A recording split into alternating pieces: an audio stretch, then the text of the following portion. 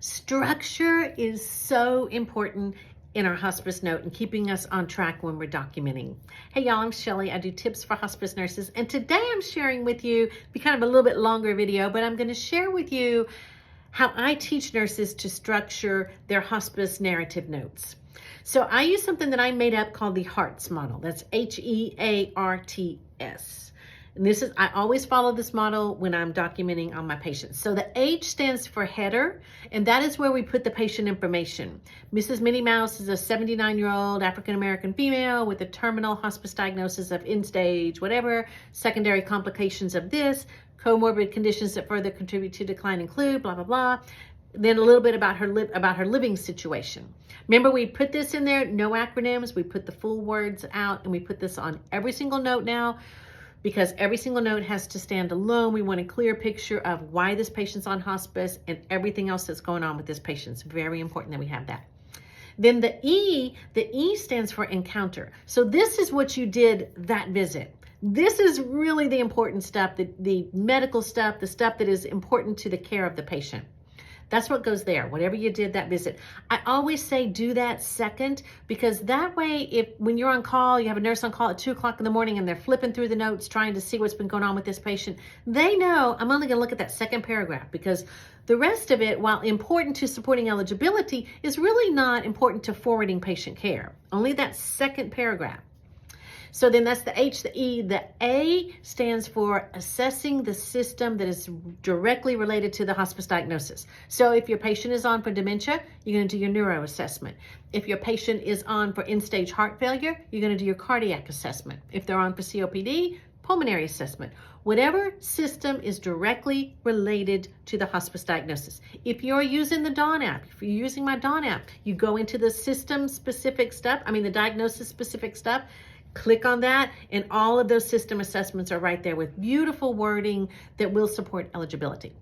So that is the A. Then the next thing, the R, that's when we're going to do a reinforcement assessment. So we are going to assess another system that is either directly related to the hospice diagnosis or another system that shows debility. So you could look at one of your comorbids. So let's say your patient is on for COPD, but they also have coronary artery disease. So in the reinforce paragraph, I'm going to talk about I'm going to do my cardiac assessment, and I'm going to show how they're debilitated related to this cardiac assessment.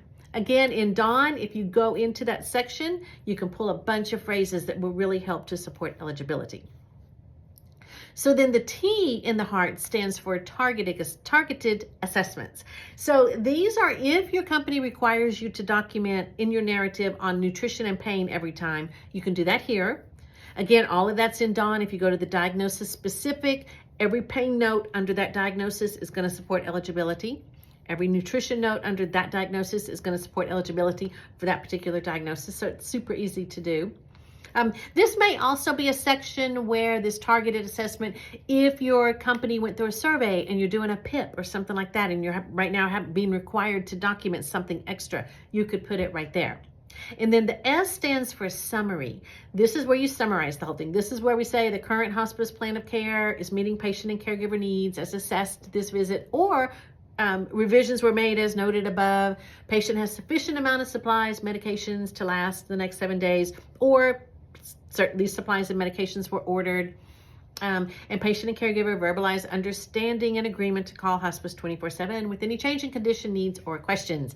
That kind of closing up statement, that's your summary statement. So that's the S of the H.E.A.R.T.S model.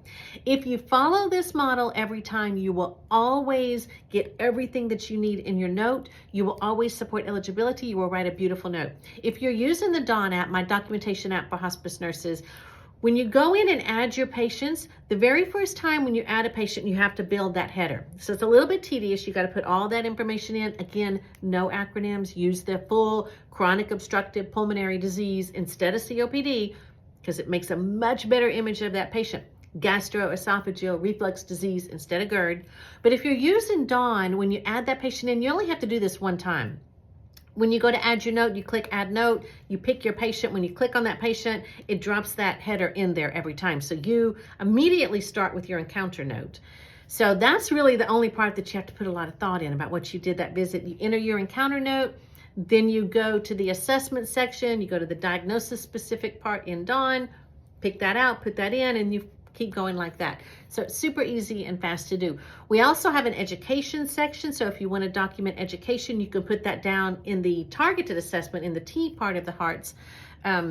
If you're not doing a targeted assessment, put your education there. I have tons of education phrases in D.A.H.N that you can use that will make it so much easier for you. And the great thing about D.A.H.N too is it's not AI. We don't call it artificial intelligence. We call it expert guidance, because that's what this is. You have full control over your notes. So you can drop the phrases in, but then go in and alter them to meet exactly what is going on with your patient.